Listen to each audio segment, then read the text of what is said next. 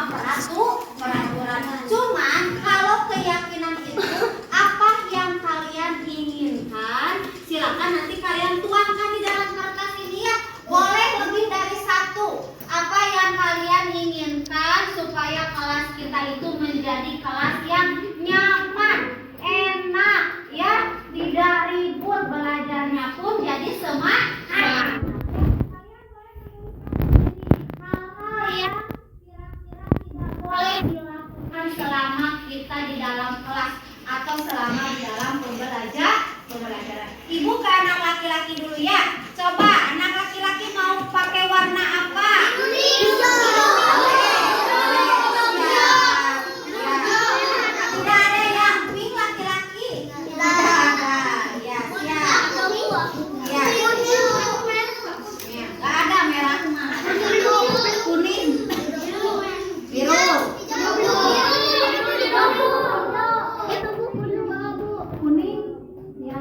Siapa yang kuning dulu? Ya, boleh nih. Silakan menulis keyakinan kelas supaya kalau kalian yang menulisnya, kalian juga yang akan bertanggung jawab. Ya, contohnya ibu nggak boleh bawa mainan. Berarti kalau bawa mainan harus dibagaimana? Ya, siap ya. Coba siapa lagi yang kuning? Siapa lagi kuning? Apa bu? Kuning ya. Jangan semua nih waktu nggak ada nanti habis. Kuning apa lagi?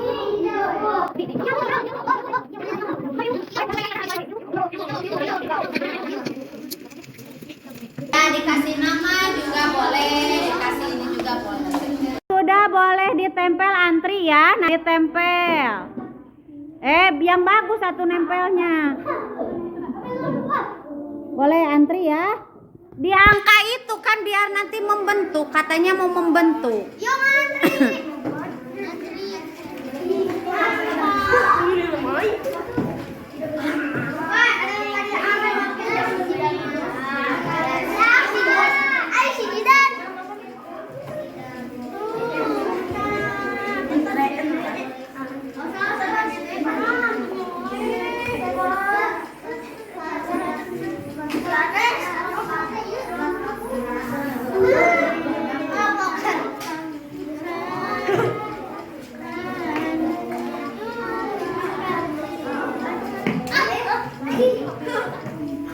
Yo.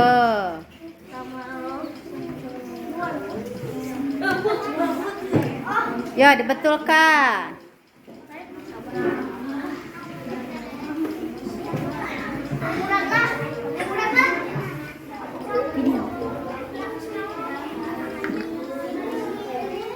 So, ibu bantu ya. Di sini boleh. So. Perempuan sudah?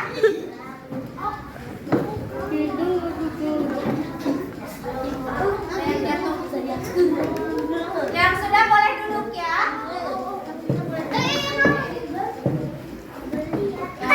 Yang sudah boleh duduk. Kuaya.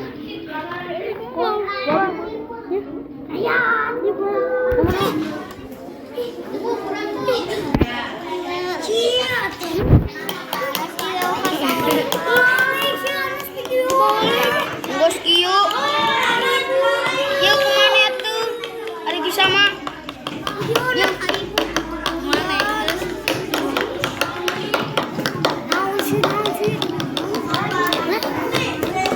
Kiyo.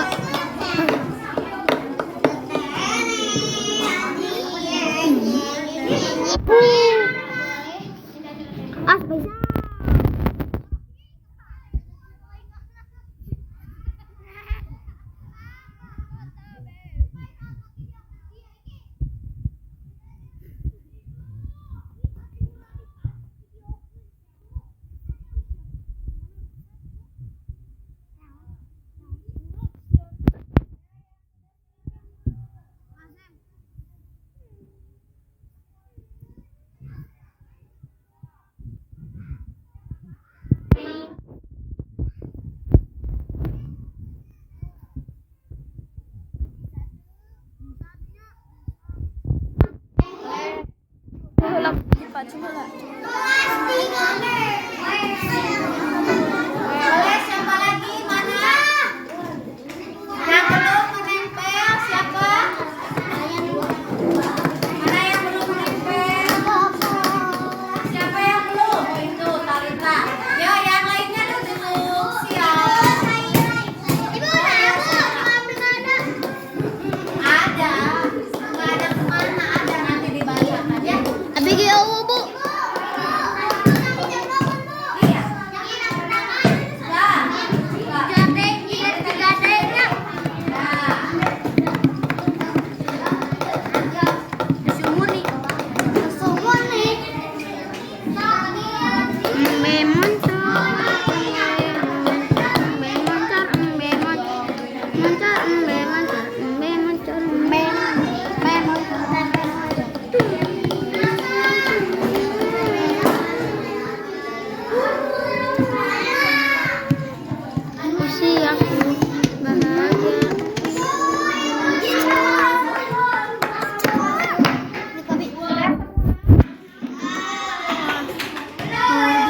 Siapa yang belum? Ya, udah siap ya.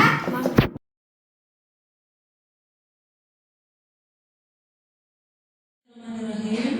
Alhamdulillahirrabbilalamin. Assalatu wassalamu ala asrofil anbiya'i wal mursalin wa ala alihi wa sahbihi ajma'in, amma ba'du. Rabbi shrahli sadri wa yassirli amri wahlul 'uqdatam min lisani yafqahul qawli. Segala puji bagi Yang Maha Kuasa, Tuhan seluruh alam. Semoga salawat dan keselamatan tercurahkan selalu kepada Nabi dan Rasulnya, keluarga dan sahabat-sahabatnya. Assalamualaikum warahmatullahi wabarakatuh. Saya ucapkan banyak terima kasih kepada Ibu Kepala Sekolah, Bapak Ibu Guru yang kami hormati dan saya banggakan atas kesediaannya untuk hadir dalam kegiatan diseminasi hari ini.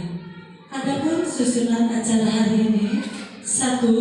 Pembukaan, 2. Prakata dari Ibu Kepala Sekolah SDN Jatisari, 3. Prakata dari rekan sejawat, 4. Pemaparan dari Ibu Lisnawati selaku JGP Angkatan 9, 5. Tanya jawab, 6. Kesimpulan dan penutup. Baik Ibu Bapak, untuk mengawali acara ini, marilah kita sama-sama membuka acara ini dengan membacakan basmalah. Acara selanjutnya yaitu prakata dari Ibu Kepala Sekolah SDN Jatisari. Kepada beliau saya persilahkan.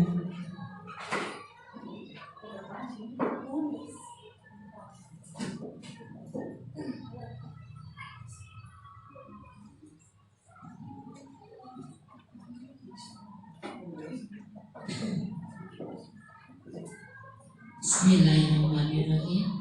Assalamualaikum warahmatullahi wabarakatuh. Waalaikumsalam warahmatullahi wabarakatuh. Alhamdulillah, alhamdulillah, wasyukurillah, wa nikmatillah. Bahwasanya hari ini kita masih diberi kesempatan oleh Allah Subhanahu wa taala, masih diberi umur panjang, masih diberi kesehatan, diberi berkah dan barokah. Salawat serta salam kita limpahkan pada junjungan kita Nabi besar Muhammad Shallallahu Alaihi Wasallam, pada keluarganya, pada sahabat-sahabatnya, dan pada pengikut yang setia. Ibu dan Bapak yang saya hormati, hari ini kita melaksanakan diseminasi yang ditampilkan oleh ibu kita, ibu guru hebat, ibu guru Lisnawati, ibu guru CGP kita. Mudah-mudahan ibu dan bapak hari ini bisa mengikutinya dengan baik, memberikan motivasi, memberikan dukungan. Mudah-mudahan dalam pelaksanaannya lancar semua, sehat semua, tidak ada hal apapun, lancar tanpa ekses. Ibu dan Bapak, hari ini kita dukung Ibu Lisnawati. Mudah-mudahan Ibu Lisnawati dalam pelaksanaannya dalam keadaan sehat walafiat, semangat menjadi guru hebat. Alhamdulillah. Rupanya cukup sekian kata dari Ibu. Mudah-mudahan kita semua ada dalam lindungan Allah Subhanahu wa Ta'ala. Wabil taufiq wal hidayah. Wassalamualaikum warahmatullahi wabarakatuh. Waalaikumsalam warahmatullahi wabarakatuh.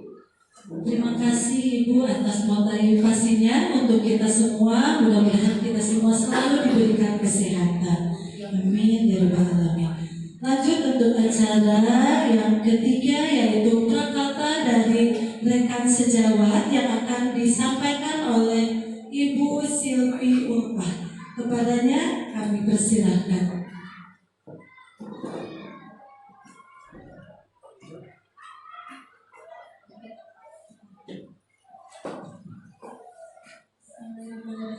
Assalamualaikum warahmatullahi wabarakatuh. Waalaikumsalam warahmatullahi wabarakatuh. Alhamdulillah, sebelumnya saya ucapkan terima kasih atas kesempatannya. Di sini saya sebagai rekan sejawat dari Ibu Lisnawati SPD, calon guru penggerak angkatan 9 di Kabupaten Bandung. Alhamdulillah, saya sangat bangga dengan bertambahnya guru penggerak di sekolah kami di SDN Jatisari ini. Mudah-mudahan apa yang akan disampaikan oleh Ibu Lisna, diseminasi budaya positif, akan memberikan dampak yang lebih baik lagi untuk sekolah kami. Dan mudah-mudahan juga bisa memotivasi rekan-rekan yang lain untuk mengikuti program CGP ini. Karena dari yang saya lihat dan saya alami juga, saya mendapatkan banyak ilmu yang bermanfaat dari beliau. Mungkin itu saja yang bisa saya sampaikan. Terima kasih. Wassalamualaikum warahmatullahi wabarakatuh. Waalaikumsalam warahmatullahi wabarakatuh. Ya, terima kasih Bu Silvi atas motivasinya ya. Baik Ibu Bapak, untuk mengefektifkan waktu kita lanjut untuk acara pokok, yaitu pemaparan tentang budaya positif yang akan disampaikan oleh guru hebat kita, Ibu Lisnawati SPD, calon guru penggerak angkatan 9 SDN Jatisari, Kabupaten Bandung. Kepadanya saya persilahkan. Terima kasih. Bismillahirrahmanirrahim. Assalamualaikum warahmatullahi wabarakatuh. Waalaikumsalam warahmatullahi wabarakatuh.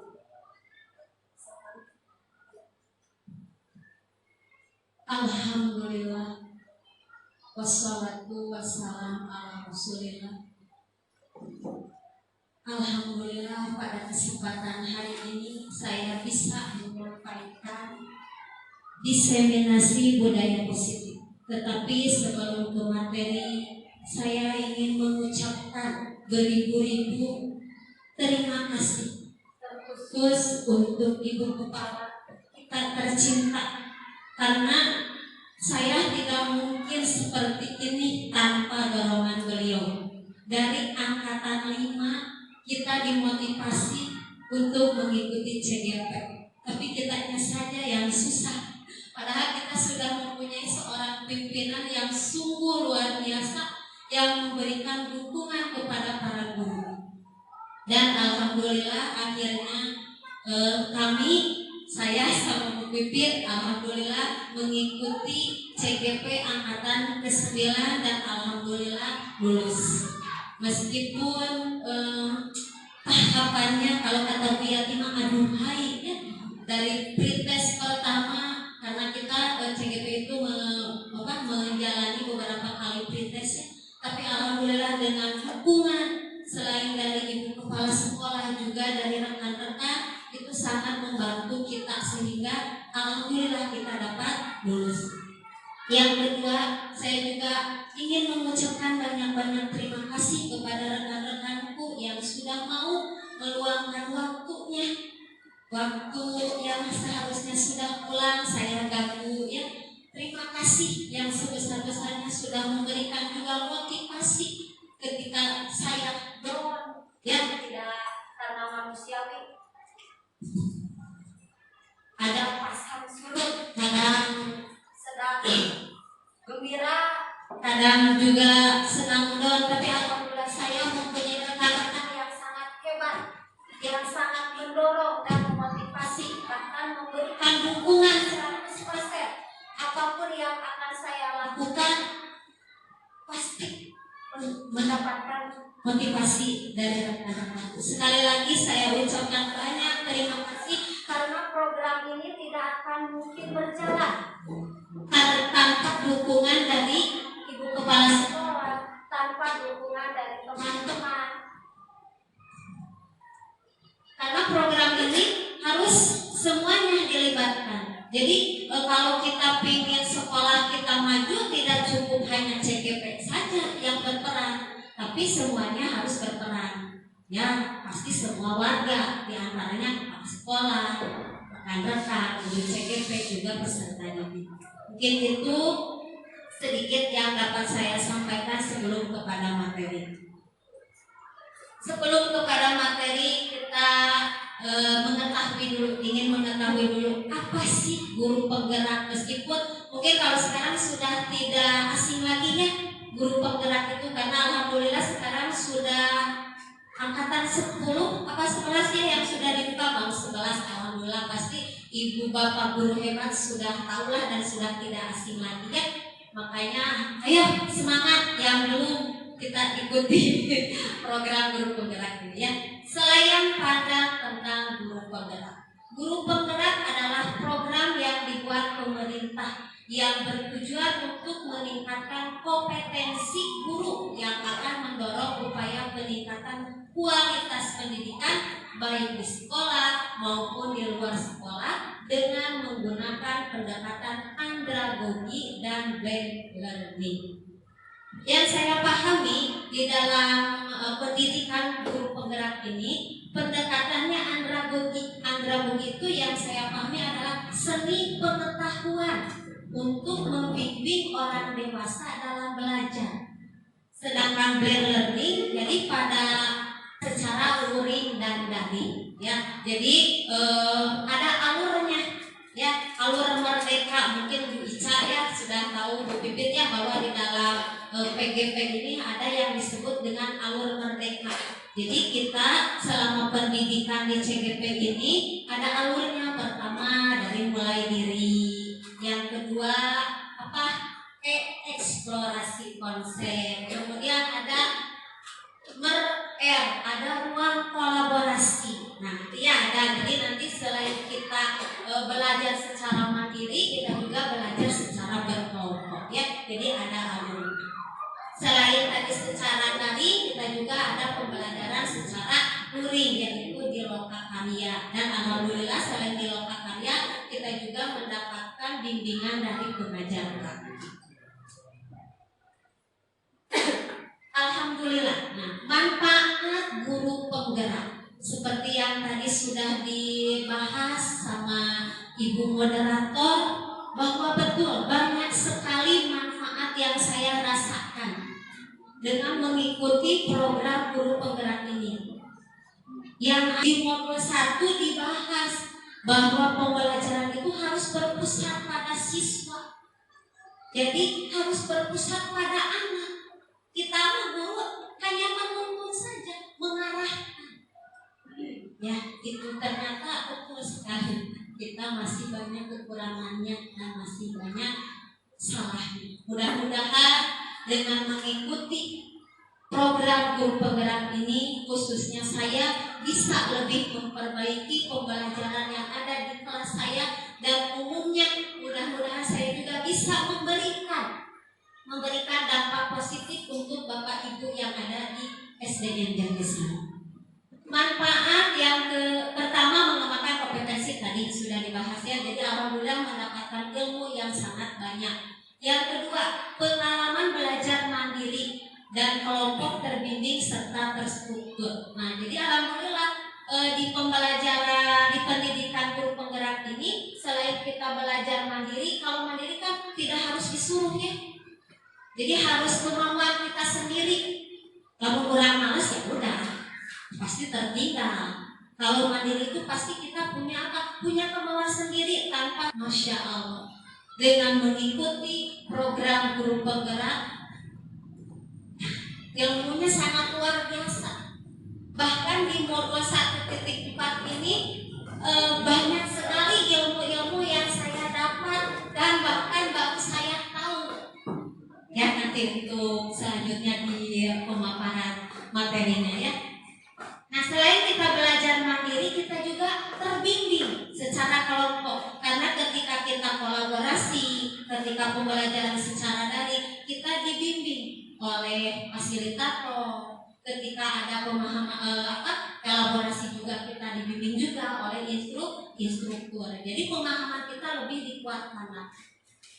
Yang ketiga, manfaat yang ketiga yaitu pengalaman belajar bersama dengan rekan guru lain yang sama-sama lolos. Nah ini masya Allah subhanallahnya, saya merasakan alhamdulillah dengan adanya guru penggerak yang sudah lulus di sini.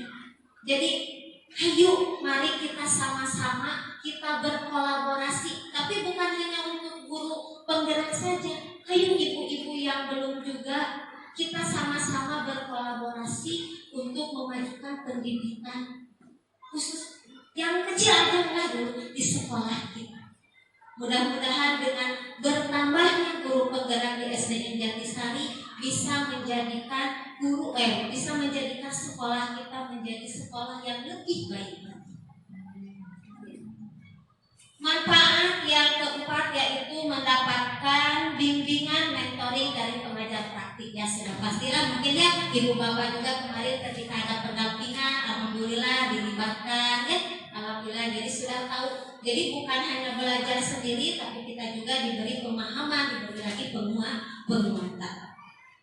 Yang selanjutnya yaitu mendapatkan komunitas belajar baru. Sudah pasti mendapatkan teman baru, mendapatkan ilmu baru. Dan yang tidak kalah pentingnya dan menggiurkan mungkinnya ini mendapatkan sertifikat pendidikan 306 JP dan piagam guru penggerak. Tapi saya ingin memotivasi untuk para guru-guru yang belum mengikuti, kita jangan terfokus ke sini. Karena yang saya rasakan manfaat yang paling utama adalah betul ilmunya sangat luar biasa. Saya baru 1 modul tapi alhamdulillah di kelas sudah bisa sedikit demi sedikit merubah cara pembelajaran, cara menggunakan media. Ya, jadi mudah-mudahan motivasinya timbul dari diri sendiri. Ya, itu mungkin manfaat dari guru penggerak yang saya rasakan.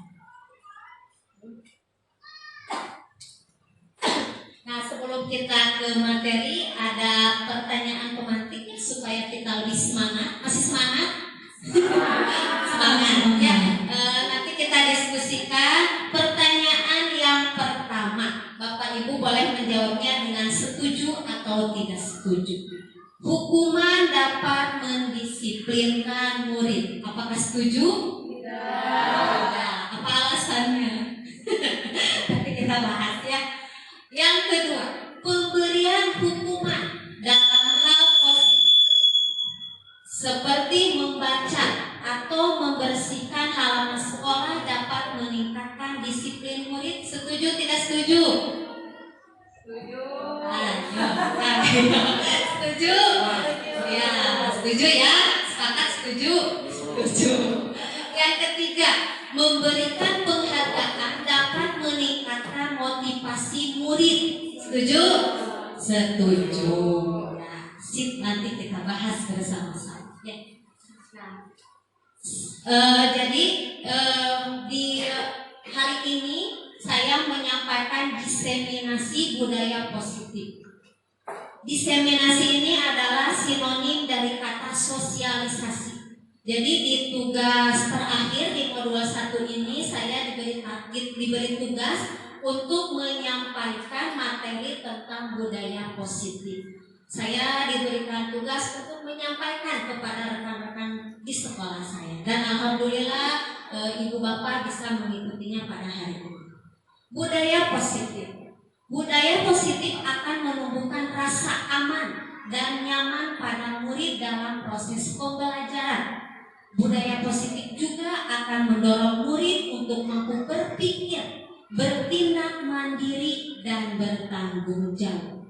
Budaya positif, mungkin kita sudah kenal budaya itu kebiasaan, ya, positif, hal yang baik. Jadi ketika di sekolah kita, di kelas kita sudah ada budaya positif, maka akan menumbuhkan pada peserta didik, dan kita juga sebagai pendidik akan tumbuh rasa aman dan nyaman ketika dalam pembelajaran. Selain itu juga dapat mendorong murid untuk berpikir, untuk bertindak mandiri, dan untuk bertanggung jawab. Jadi maksud disiplin di sini ada kalanya kan kita mah tahunya disiplin teh bahwa harus sangat akurat, ya, harus seperti ini. Sebetulnya disiplin di sini adalah rasa yang timbul dari diri sendiri, mewujudkan apa yang kita lakukan nanti dapat dipertanggungjawabkan. Jadi penguasaan terhadap dirinya, disiplin, tanpa harus ada diiming-iming sama orang lain. Itu sebetulnya yang disebut dengan disiplin. Itu disiplin positif. Adapun di dalam modul budaya positif ini adalah sangat banyak ya Bu ya. Materinya di modul 1.4 ini sangat banyak sekali. Tapi alhamdulillah manfaatnya juga sangat banyak sekali. Adapun konsep-konsep dalam modul budaya positif ini, yang pertama adalah disiplin positif dan nilai-nilai kebajikan universal. Yang kedua ada teori motivasi, hukuman, penghargaan, dan restitusi. Yang ketiga ada keyakinan kelas. Yang keempat ada kebutuhan dasar manusia. Yang kelima ada 5 posisi kontrol sebagai guru. Dan yang terakhir segitiga restitusi. Nah, inilah materi-materi yang saya pelajari di modul 1.4. Disiplin positif.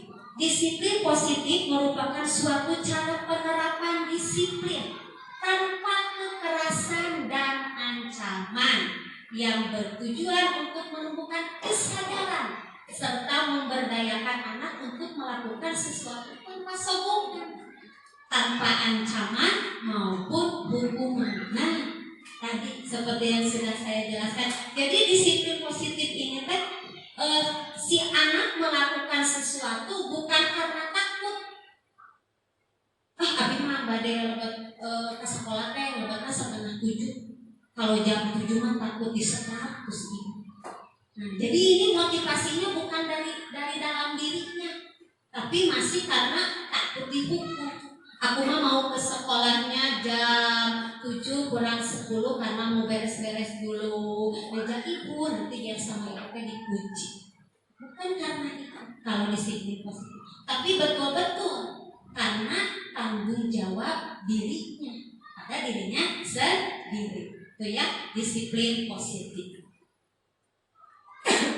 Sehingga dari disiplin positif tersebut mendapatkan nilai-nilai kebajikan universal. Apa itu nilai-nilai kebajikan universal? Yaitu sifat-sifat positif manusia yang merupakan tujuan mulia yang ingin dicapai setiap individu. Nilai-nilai tersebut bersifat universal dan lintas bahasa, suku bangsa, agama, maupun latar belakang. Nilai-nilai kebajikan yang ingin dicapai oleh setiap anak Indonesia kita kenal sebagai profil pelajar Pancasila. Pastinya terserang lah ya, karena sekarang kita digalakkan ya untuk profil pelajar Pancasila. Ada berapa dimensi? Nah, masih ingat? Masih ingat. Mau dinyanyikan?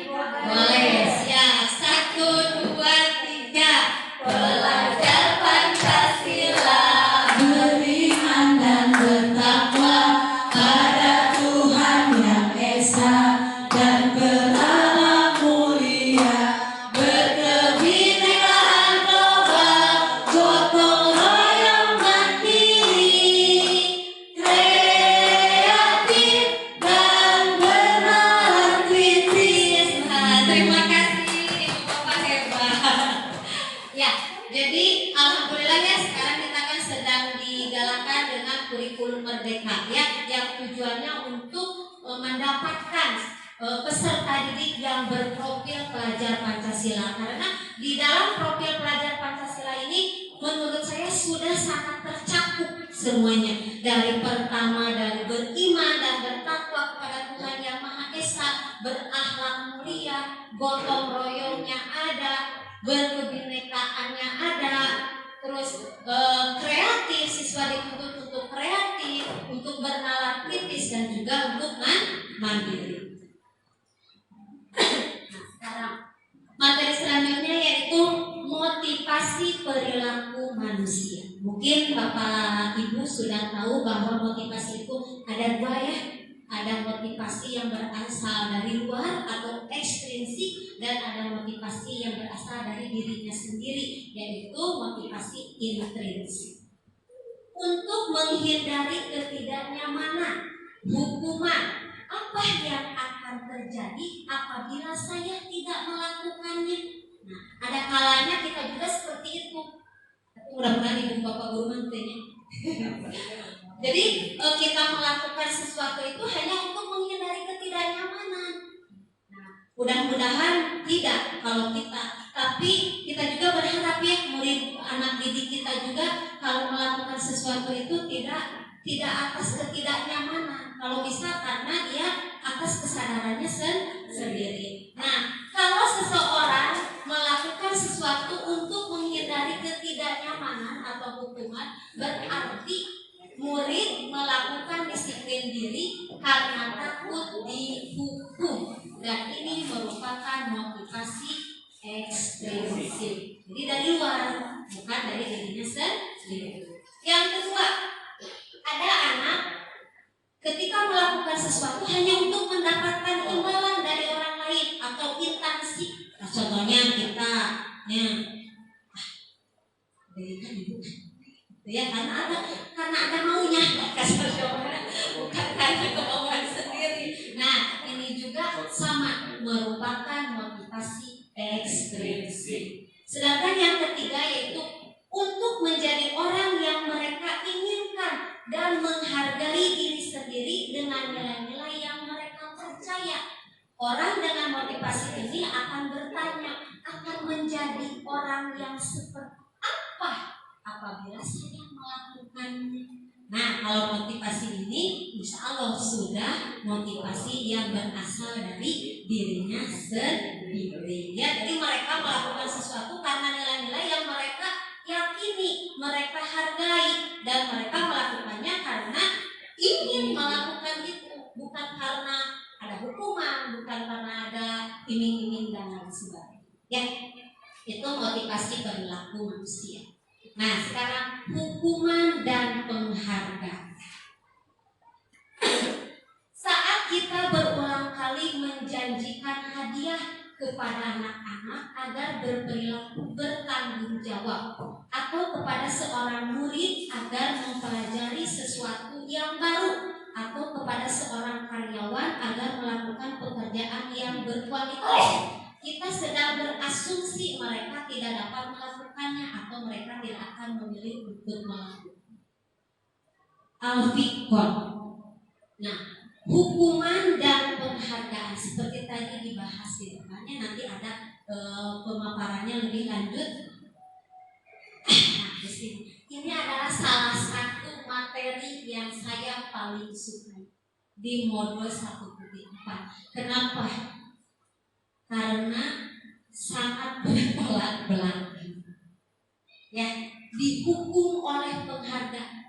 Karena menurut saya penghargaan itu justru akan memotivasi, tapi ternyata ya penghargaan itu dapat bersifat menghukum. Yang kedua, penghargaan dapat merusak hubungan. Penghargaan dapat menurunkan kualitas. Penghargaan dapat mematikan kreativitas. Penghargaan mengurangi motivasi intrinsik. Dan yang terakhir adalah penghargaan tidak efektif. Mungkin kita bahas satu-satu ya, sedikit. Penghargaan contoh kecil saja ya. Misalnya di kelas. Tapi alhamdulillah kalau sekarang kita sudah tidak menyampaikan rankingnya, meskipun pasti untuk kita guru pasti kita punya pegangan. Tapi alhamdulillah kalau sekarang sudah tidak disampaikan kepada peserta didik kita. Ketika ada anak yang berprestasi, misal ranking kedua, nah si anak yang ranking kedua itu akan merasa terhukum. Saya mah sudah belajar sungguh-sungguh, tapi kenapa ya si A lagi.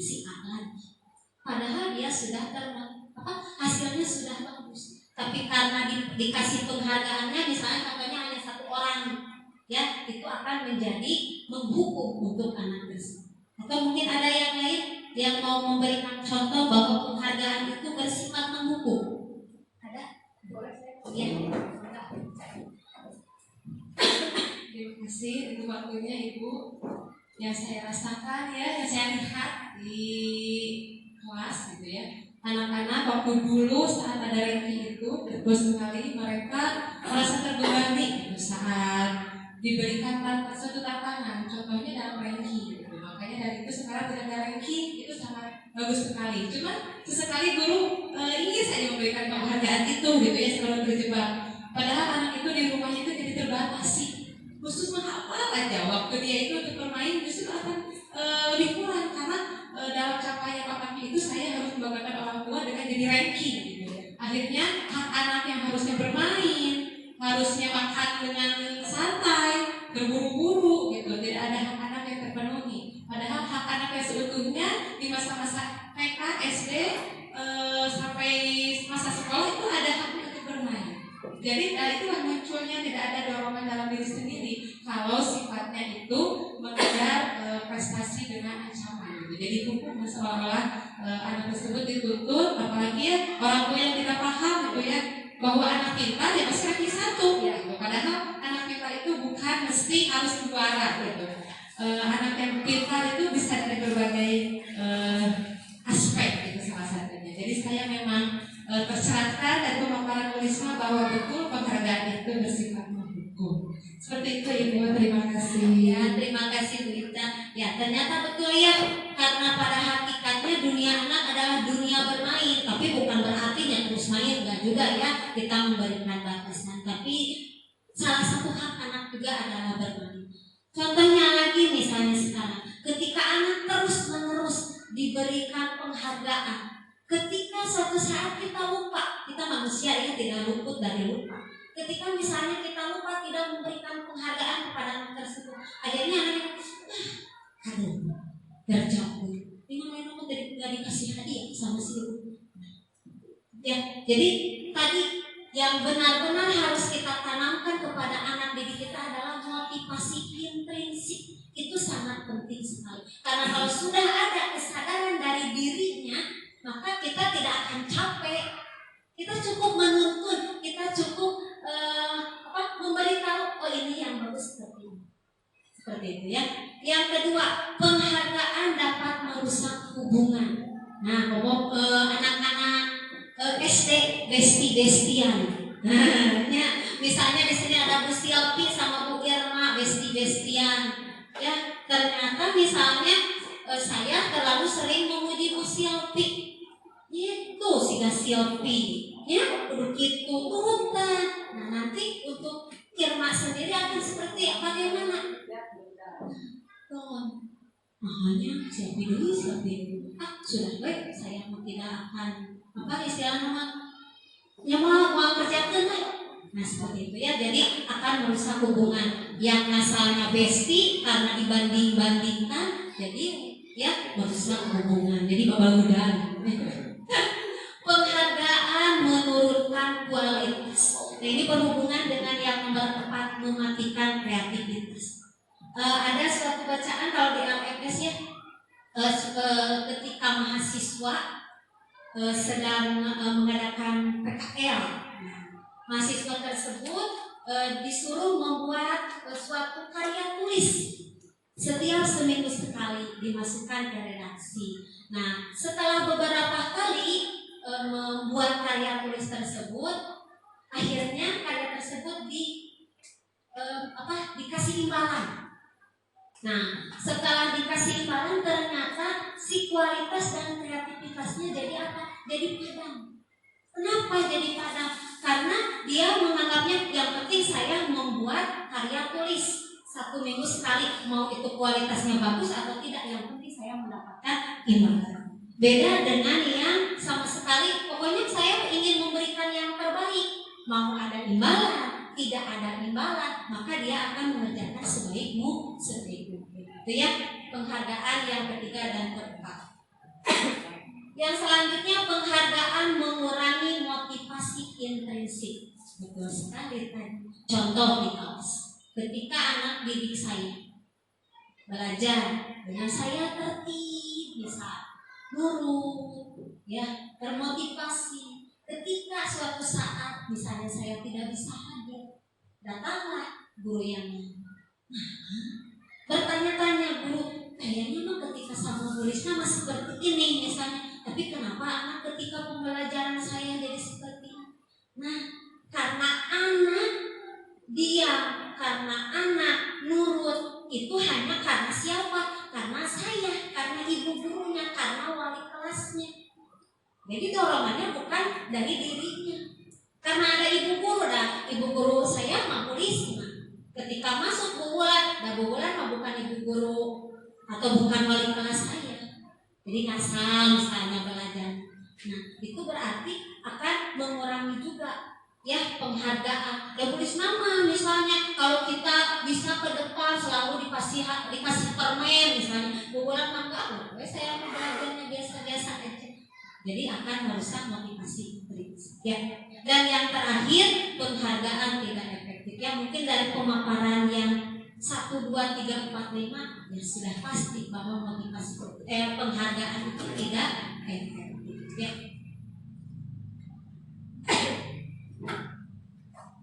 Masih semangat? Nah, mungkin biar dia ngantuk mau ice drinking dulu biar semangat.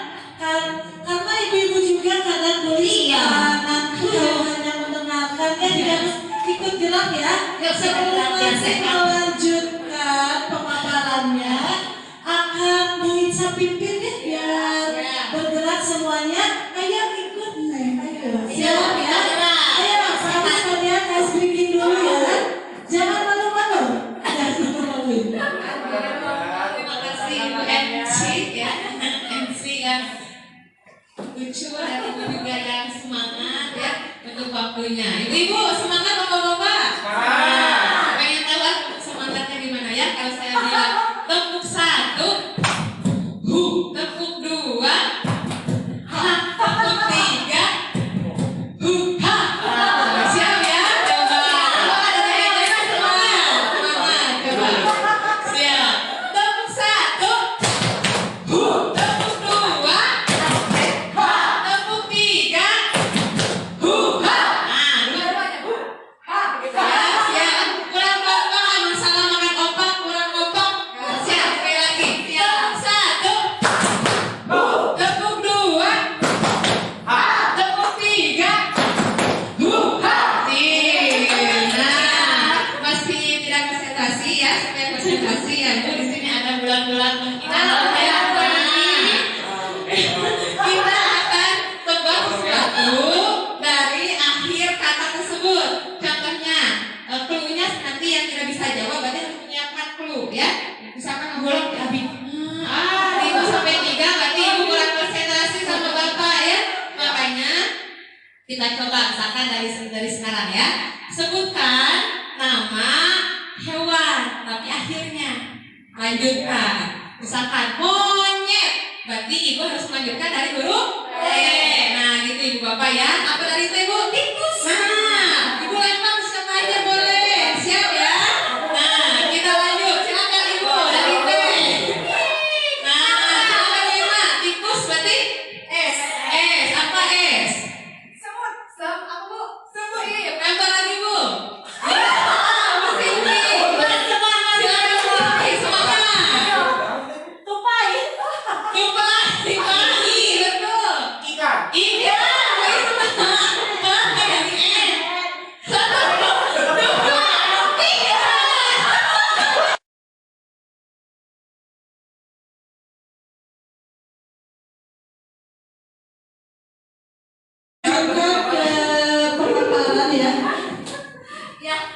Alhamdulillah ya.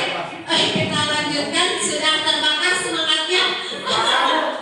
Ya, materi selanjutnya yaitu tentang hukuman, konsekuensi, dan restitusi. Hukuman diberikan bisa berupa fisik maupun psikis. Hukuman bersifat tidak terencana atau tiba-tiba. Ya, ketika malam hari terpikir tidak oleh kita bahwa hari ini misalnya akan ada anak yang bertengkar. Tidak. Ya, ketika ada kejadian otomatis misalnya secara langsung kita menghukum karena ada anak yang bertengkar atau misalnya ada anak yang melakukan kesalahan. Itu hukuman. Yang kedua, konsekuensi. Biasanya konsekuensi itu sudah terencana dan sudah disepakati bersama, sudah dibahas dan disetujui oleh murid dan guru. Umumnya bentuk-bentuk konsekuensi ini dibuat oleh pihak guru atau sekolah dan murid sudah mengetahui sebelumnya konsekuensi yang akan diterima bila ada pelanggaran. Ya, contohnya misalnya ketika anak tidak mengerjakan PR, nah kita sudah menentukan ketika anak akan diberi sesuatu, misalnya akan diberi hukuman ya lebih ke konsekuensi. Nanti anak mau diberikan apa nih ketika anak sudah 3 kali tidak mengerjakan tugas misalnya, ya seperti itu. Dan yang ketiga ada restitusi, yaitu memberikan alternatif solusi, merupakan proses kolaboratif yang mengajarkan murid untuk mencari solusi untuk masalah dan membantu murid berpikir tentang orang seperti apa yang mereka inginkan dan bagaimana mereka harus memperlakukan orang lain menurut dosen 1996. Ini ya perbedaan antara hukuman, konsekuensi, dan restitusi. Nah, materi selanjutnya yaitu tentang kesepakatan dan keyakinan kelas. Keyakinan kelas merupakan sesuatu yang dapat diterapkan di lingkungan kelas. Pembuatan keyakinan kelas melibatkan semua warga kelas dan dapat ditinjau kembali dari waktu ke waktu. Mungkin kalau dulu-dulu kita mengenalnya dengan peraturan. Nah ya, kalau sekarang lebih ke kesepakatan atau keyakinan kelas. Kenapa harus keyakinan kelas? Ya, tidak peraturan kelas. Karena keyakinan itu kita buat dari lingkungan kecil kita. Contohnya di kelas. Jadi kelas seperti apa yang mereka inginkan? Contohnya kelas 3 akan membuat kesepakatan kelas. Jadi apa-apa saja yang mereka inginkan supaya kelasnya menjadi nyaman, aman misalnya. Jadi dari kemauan dirinya sendiri. Akan beda ya kalau dari datangnya dari mereka seperti itu ya. Adapun cara merumuskan keyakinan kelas yang pertama, jadi bukan kita. Ibu makil, jangan ya. Jadi merumuskannya kita berdiskusi dengan anak kita tentang apa yang diinginkan dan disepakati bersama untuk menumbuhkan budaya positif. Minimal di kelasnya dulu. Nanti kalau misalnya di kelas sudah terwujud, ya sudah dilaksanakan, baru nanti kita ke lingkup yang lebih besar lagi, yaitu di sekolah. Ya, ada juga hal-hal yang harus diperhatikan dalam membuat keyakinan kelas. Yang pertama, jangan menggunakan kalimat yang negatif. Ubahlah kalimat negatif menjadi kalimat positif. Contoh, diusahakan, pasti susah ya ibu dan bapak ya, karena kita terbiasanya tidak buang sampah sembarangan. Nah, seharusnya ganti, buanglah sampah pada tempatnya. Tidak boleh berlari-larian di kelas, kita ubah berjalanlah ketika kita di kelas, seperti itu ya. Jadi kata-kata negatifnya dihapuslah menjadi kalimat-kalimat yang lebih positif. Yang kedua, jangan terlalu banyak ketika kita membuat keyakinan kelas. Jadi cukup beberapa saja, tapi sudah si anak mau melaksanakannya. Jadi buat apa kita membuat banyak tapi tidak ada yang dilaksanakan? Jadi jangan terlalu banyak. Dan yang terakhir, semua harus berkontribusi. Jadi semua anak harus memberikan. Seperti di sini ya, saya memberikan sticky note kepada anak. Jadi setiap anak bebas memberikan apa apa yang mereka inginkan untuk untuk mencapai sekolahnya supaya aman, tertib di kelasnya ya, seperti itu. Materi selanjutnya yaitu tentang 5 kebutuhan dasar manusia. Nah, kelima kebutuhan dasar ini harus terpenuhi. Karena apa? Karena nanti. Yang pertama adalah kebutuhan bertahan hidup. Bertahan hidup untuk keselamatan, keamanan, kesehatan, memiliki keturunan, dan lebih kepada sandang, pangan, dan papan. Ya, ini sangat diperlukan supaya apa? Supaya hidupnya bahagia, ya, tentram. Maka kebutuhan ini harus terpenuhi. Yang kedua adalah kasih sayang dan rasa diterima. Ini bukan hanya untuk peserta didik saja. Kita juga sebagai guru, sebagai pendidik kan kita juga sama manusia. Seperti peserta didik itu, nah, kita juga pasti membutuhkan kebutuhan dasarnya. Ya. Kebutuhan mendapatkan kasih sayang, rasa diterima, dan yang ketiga adalah penguasaan, kebutuhan pengakuan atas kemampuan, diberi apresiasi, ya seperti itu. Kebebasan akan pilihan, kemerdekaan, mobilitas, kreativitas. Jadi anak kalau di sini anak juga di kelas silakan berikan kebebasan, tapi bukan berarti kebebasan tanpa batas ya. Tapi tadi kita sebagai pendidik cukup dengan menuntunnya ya. Dan yang terakhir adalah kesenangan, kebutuhan kesenangan untuk merasa senang, hiburan. Kalau sekarang terus kita juga belajar tanpa healing, gimana rasanya Ibu Bapak? Jadi kebutuhan 5 dasar ini harus terpenuhi. Ketika kelima kebutuhan dasar terpenuhi, maka murid akan tumbuh dengan seimbang. Nah, nanti juga pastilah semua ibu bapak guru mengalami ada anak masih pagi, kenapa udah cemberut? Ya di kelas kita tuh jangan langsung menyalahkan, tapi bagaimana dekati anak tersebut. Kenapa kamu masih pagi sudah misalnya sudah tidak gairah, sudah lesu, ya aku tidak makan, aku tidak sarapan. Berarti salah satu kebutuhan dasarnya tidak terpenuhi. Ya. Sebaliknya, jika kelima kebutuhan dasar tidak terpenuhi dengan baik, maka murid tersebut akan mengalami emosi negatif. Nah, sekarang banyak sekali ya anak-anak yang mengalami emosi negatif seperti di kelas bosan, sedih, kecewa, bahkan mereka akan melakukan perbuatan yang bertentangan dengan nilai-nilai kebajikan. Nah, inilah tugas kita. Jadi kita sebagai pendidik itu bukan hanya ngajar, memberikan pembelajaran, tapi kita juga harus masuk ke dalam anak. Kita harus tahu kan di awalnya kita mengadakan tes diagnostik. Kita tahu bagaimana latar belakangnya. Sebelum kenaikan mungkin guru kelas 3 saya bertanya dulu ke guru kelas 2 bagaimana ketika di kelas 2. Nah ini salah satu manfaat. Jadi supaya tidak kita sebagai pendidik tidak langsung sih ini tidak seperti ini. Ya, jadi tidak seperti itu. Tapi kita mendalami ada apa nih dengan anak ini.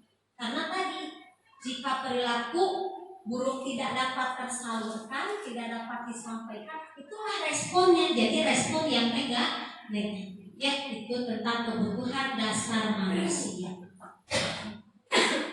Materi selanjutnya yaitu tentang 5 posisi kontrol. Yang pertama ada penghukum, yang kedua ada pembuat rasa bersalah, yang ketiga teman, yang keempat pemantau, yang kelima manajer. Nah, supaya kita lebih memahami berada di mana kita sebagai pendidik, ya posisi kontrol kita sebagai pendidik ada di mana, kita nonton dulu videonya.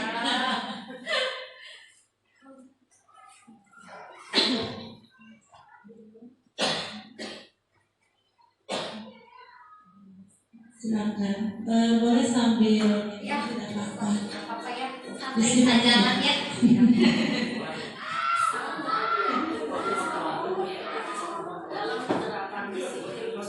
Restitusi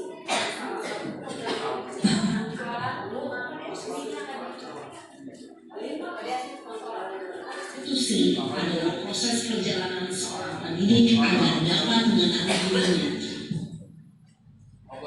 Kita akan membahas tentang 5 posisi yang dikembangkan oleh Dian Boston dan contoh penerapannya.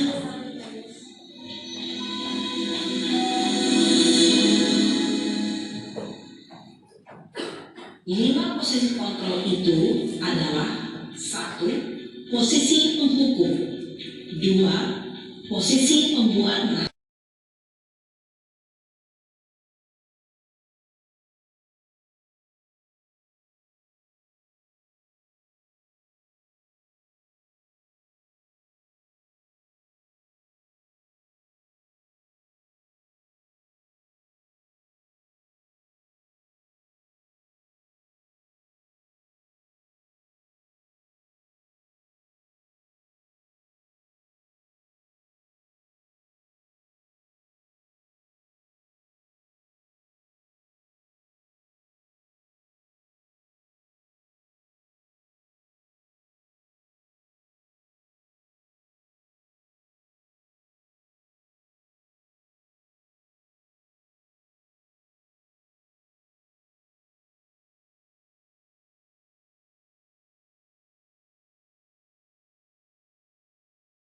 Posisi manajer adalah posisi kontrol yang disarankan untuk membimbing murid memiliki sikap disiplin yang positif, yaitu murid yang mandiri, bertanggung jawab, dan dapat memecahkan masalah.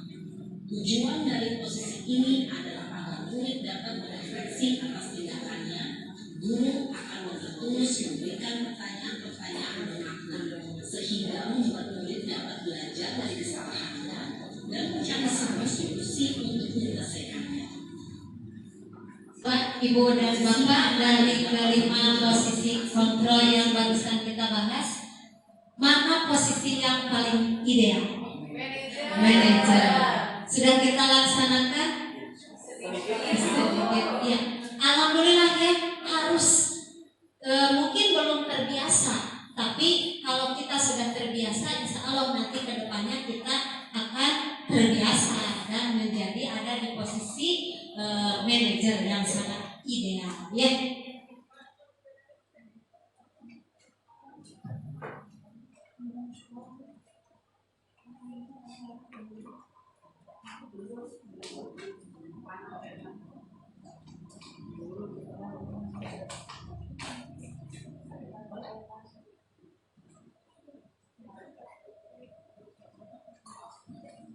Adapun tujuan mempelajari 5 posisi kontrol, yang pertama adalah guru dapat melakukan refleksi atas disiplin yang dijalankan selama ini dan dampaknya untuk murid-muridnya. Yang kedua, guru dapat menerapkan disiplin restitusi di posisi manajer, minimal sebagai pemantau, agar dapat menghasilkan murid yang bertanggung jawab, mandiri, dan merdeka. Dan yang ketiga adalah guru dapat menganalisis secara kritis, reflektif, dan terbuka atas penemuan diri yang didapatkan dari mempelajari posisi 5 kontrol. Jadi dengan kita mengetahui posisi kita, khususnya yang posisi yang manajer, jadi kita tidak akan menyalahkan anak, tapi anak akan belajar dari kesalahan. Materi terakhir itu tentang segitiga restitusi. Semangat. Satu lagi. Restitusi adalah proses menciptakan kondisi bagi murid untuk memperbaiki kesalahan mereka, sehingga mereka bisa kembali pada kelompok mereka dengan karakter yang lebih kuat. Restitusi juga merupakan proses kolaboratif yang mengajarkan murid untuk mencari solusi untuk masalah mereka dan membantu murid berpikir tentang orang seperti apa yang mereka inginkan, tujuan mulia, dan bagaimana mereka harus memperlakukan orang lain menurut Gosen 2004. Nah, di sini ada tahapan. Jadi di dalam segitiga restitusi itu ada 3 tahapan. Yang pertama yaitu menstabilkan identitas. Jadi ketika kita menghadapi anak yang bermasalah, hal yang pertama harus kita lakukan adalah menstabilkan identitas. Yang menstabilkan identitas itu adalah kita semua akan melakukan hal terbaik yang bisa kita lakukan. Nanti ada video videonya supaya kita lebih paham bagaimana cara menangani anak yang bermasalah. Tahapan yang kedua yaitu validasi tindakan yang salah. Semua perilaku pasti memiliki alasan. Seperti tadi Naren, kenapa dia sampai terlambat 20 menit? Dia memiliki alasan karena tidak menyertai alarm sehingga bangunnya kesiangan. Ya. Dan tahapan yang ketiga yaitu menanyakan keyakinan kelas. Kita bisa menuntut siswa untuk memperbaiki kesalahannya. Jadi si siswa itu memperbaiki kesalahannya bukan dari kita, tapi dari kesadaran anak tersebut. Supaya lebih memahami tentang segitiga restitusi, kita lihat dulu ya video sedikit.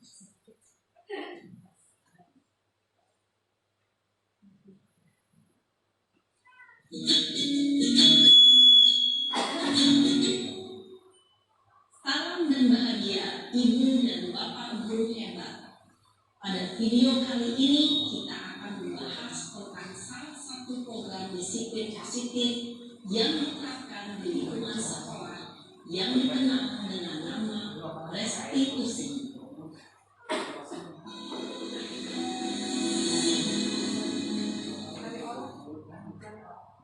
Restitusi dikembangkan oleh pakar pendidikan dari Boston berlandaskan pada teori kontrol Dr. William Blazer. Segitiga restitusi adalah suatu proses dialog yang dijalankan oleh guru atau orang tua agar dapat menghasilkan murid yang mandiri dan bertanggung jawab. Pada saat guru di posisi manajer, aspek yang dikembangkan pada murid adalah motivasi intrinsik, sehingga penanaman nilai-nilai kebajikan dapat tumbuh dan berkembang menjadi suatu kebiasaan positif yang akhirnya membentuk karakternya. Proses dialog ini terdiri dari 3 langkah yang digambarkan pada ketiga sisi pada segitiga restitusi. Sisi pertama adalah menstabilkan identitas. Sisi yang kedua adalah validasi tindakan yang salah. Dan sisi yang ketiga adalah menanyakan keyakinan. Ibu dan bapak guru, berikut ini akan ditunjukkan bagaimana seorang guru berada dalam posisi manajer menggunakan penerapan segitiga restitusi.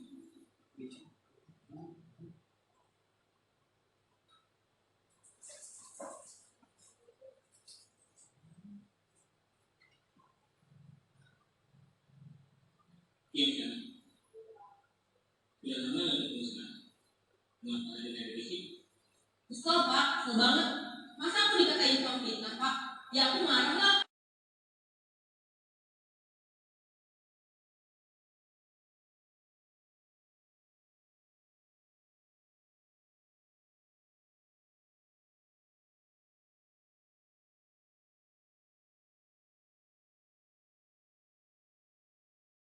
Ya Bu ya, Ibu Bapak, tentang yang pertama, tahapan yang pertama itu menstabilkan identitas berdasarkan prinsip membuat kesalahan adalah bagian dari proses pembelajaran. Jadi kita tidak langsung menyalahkan, tapi memvalidasi dulu ya.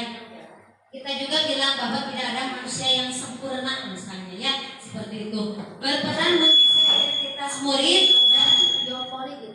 dan identitas gagal ke identitas sukses ya. Yang selanjutnya yaitu tahapan kedua tadi validasi tindakan salah. Jadi meskipun dia sudah melakukan kesalahan, tapi kita sebagai guru harus harus dengan senang hati menindaknya. Ya, kalau bahasa Sunda mah kena someah kabudak teh. Ya, jadi jangan langsung menyalahkan anak, tapi kita harus mencari apa alasan mengapa anak tersebut melakukan itu. Dan yang terakhir yaitu menanyakan keyakinan.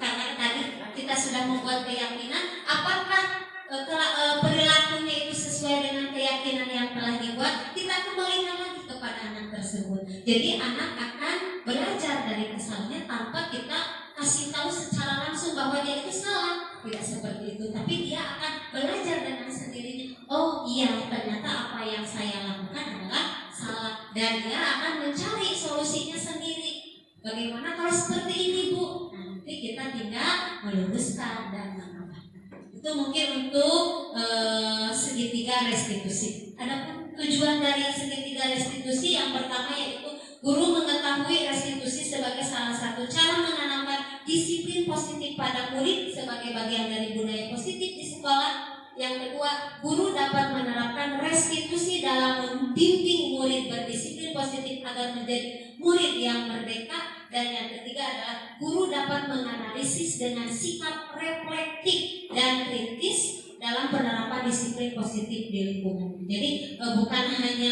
anak ya, kita juga sebagai guru kita juga harus merefleksi apa-apa yang sudah kita lakukan selama di dalam pembelajaran. Sebagai penutup, alhamdulillahnya materi kita yang luar biasa ini saya tutup dengan mengutip pernyataan dari Walt Disney. Semua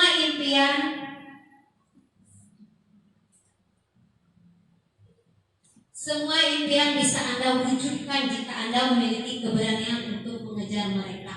Artinya, jika kita punya impian, maka genggamlah impian tersebut, yakini dan kejar. Percayalah bahwa impian kita pasti bisa kita wujudkan. Sebagai pendidik pasti kita mempunyai impian buat anak-anak kita. Ya, meskipun terasa berat, tantangannya semakin kesini semakin banyak, tapi kita yakin, kita memimpikan saja dulu. Mudah-mudahan setelah kita bermimpi, apa yang kita mimpikan menjadi kenyataan. Pemaparan dari saya cukup sekian. Mudah-mudahan ada manfaatnya dan mohon maaf bila masih banyak kekurangan dalam penyampaian materi, masih banyak kata-kata yang kurang berkenan di hati ibu dan bapak. Mungkin untuk acara selanjutnya ada tanya jawabnya sebentar. Baik Ibu narasumber, terima kasih. Kasih tepukan yang gemuruh-gemuruh. Hebatnya, terima kasih pemaparannya sangat jelas. Banyak sekali ilmu yang bisa kita dapatkan, apalagi kita seorang pendidik. Baik Ibu Bapak, untuk acara selanjutnya yaitu sesi tanya jawab. Mohon maaf Ibu, ada batasan berapa pertanyaan atau bagaimana? Oh gitu ya.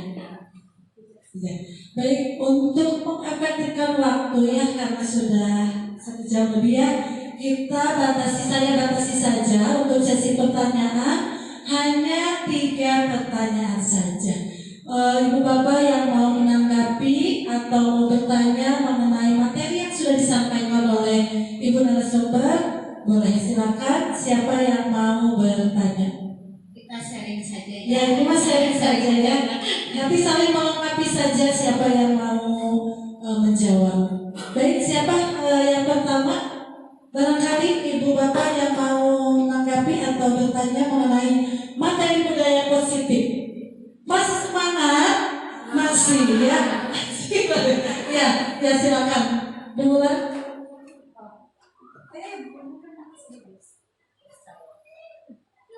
Bismillahirrahmanirrahim. Assalamualaikum warahmatullahi wabarakatuh.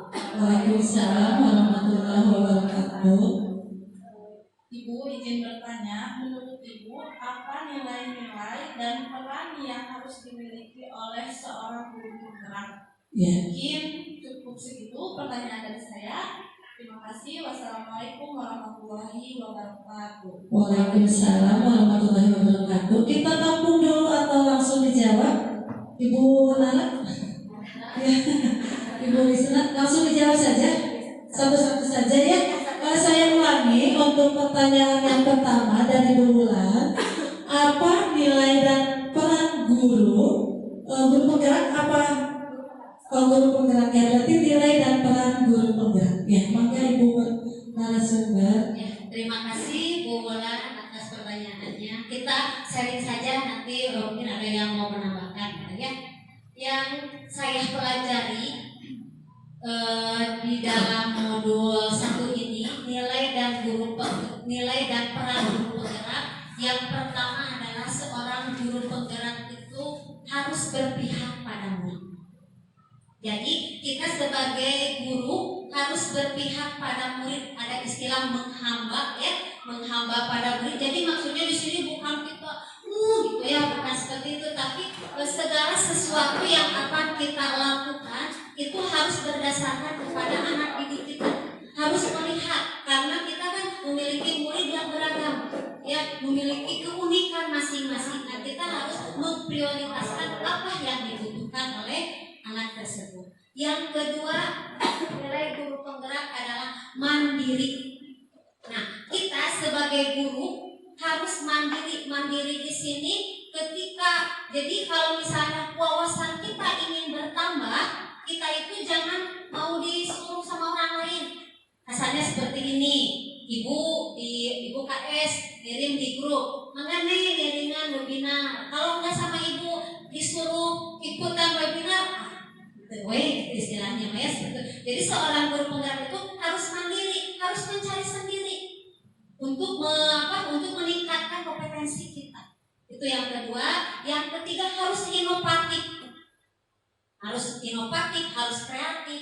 Mungkin juga berhubungan ketika dalam pembelajaran. Kita sebagai guru harus inovatif, harus menciptakan media apa nih yang cocok buat anak, supaya anak belajar dengan semangat, gembira, ya, tidak bosan misalnya, menyenangkan buat anak. Kita harus berpikir inovatif, kreatif juga, ya.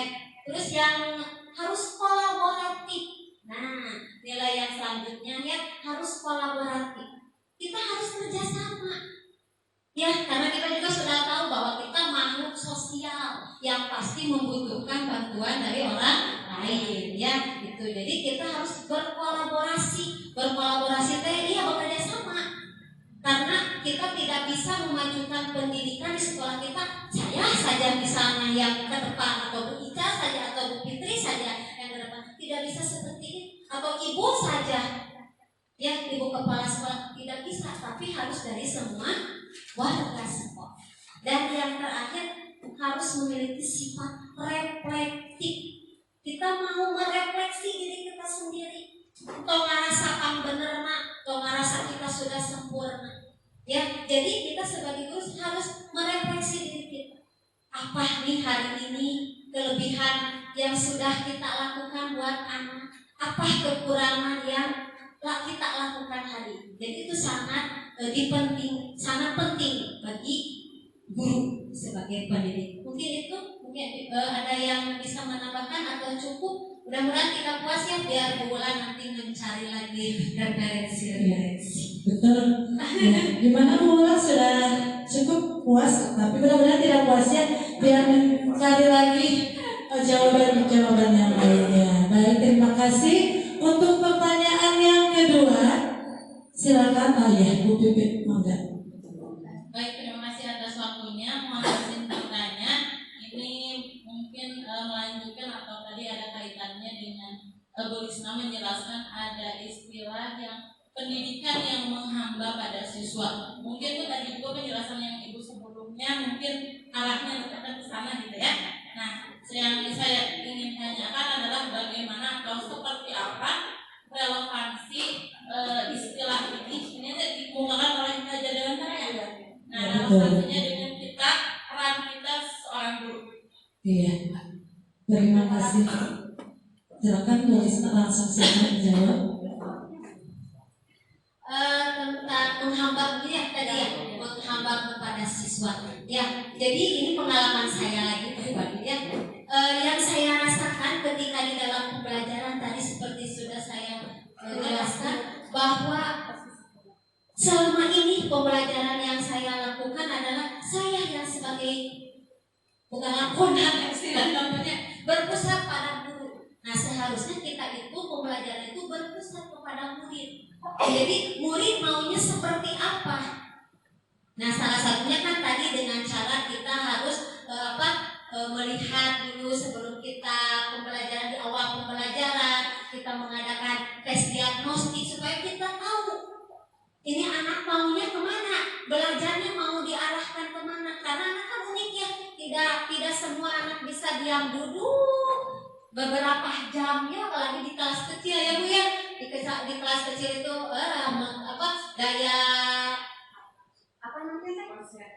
daya konsennya itu kan sangat tipis sekali ya, baru duduk sebentar kemana lagi ya. Jadi maksudnya di sini kita harus tahu gaya belajar siswa ini seperti apa. Jadi menghamba di sini seperti itu. Relevansinya dengan kita sebagai guru ya tadi kita harus mengutamakan apa yang dibutuhkan oleh pesertanya. Itu mungkin. Gimana Bu Bibit sudah? Ya, terima kasih. Mungkin bisa saja kenapa mengambil kata menghambakan anak, biar kata-kata itu menjadikan kita penasaran apa sih menghambakan anak, sehingga kita termotivasi untuk membaca gitu ya. Mungkin itu kata-kata yang biar kita penasaran gitu. Baik, untuk pertanyaan terakhir siapa yang mau? Silakan. Bu Irma, silakan. Bismillahirrahmanirrahim. Assalamualaikum warahmatullahi wabarakatuh. Terima kasih kepada Bu Risna atas pemaparannya tadi. Mohon izin bertanya, apa saja peran guru penggerak di komunitas praktis? Terima kasih. Ya. Silakan. Tapi ini modul yang sudah komunitas praktis. Jadi komunitas praktis itu suatu kumpulan. Kalau kemarin mas saya beranggapannya contoh dari komunitas praktis itu adalah KKG saja contohnya, atau PGRI, kita di bawah naungan PGRI. Ternyata komunitas praktisi itu bisa kita lakukan di sekolah kita. Nah, apalagi di sini alhamdulillah ya, biasanya Jatisari sudah banyak guru penggeraknya ya. Jadi mudah-mudahan Bu Ica, Bu Pipit, Bu Sarah, Bu Yati dan guru-guru hebat yang lainnya kita bisa berkolaborasi. Ya, kita bisa membuat suatu komunitas praktisi. Jadi komunitas praktisi itu wadah ya, wadah kita untuk sharing. Jadi tidak harus misalnya saya dengan guru kelas 3 saja, tidak. Jadi komunitas praktisi itu bisa juga kita adakan seperti misalnya ketika waktu istirahat kita mendapati anak yang seperti apa misalnya, silakan kita sharing. Nah, ini juga bisa disebut sebagai komunitas praktisi. Selain yang saya rasakan ya, alhamdulillah kan saya sudah 2 bulan sekarang menjalani pendidikan guru penggerak ini. Alhamdulillah ketika istirahat ada teman yang tanpa sengaja sebetulnya mencurcorkan ke dia jadinya balik sama, tapi alhamdulillah dengan adanya masalah, bukan alhamdulillah ada masalahnya, tapi si teman itu teh curhat ke saya. Selain itu bisa menggali lagi pelajaran-pelajaran yang ada di modul, jadi teringat kembali. Ya, jadi komunitas praktis itu bukan hanya KKG saja. Jadi kita sebagai guru penggerak itu harus bisa menggerakkan. Nah, jadi untuk ibu bapak yang belum ikutan CGP juga jangan sungkan ya.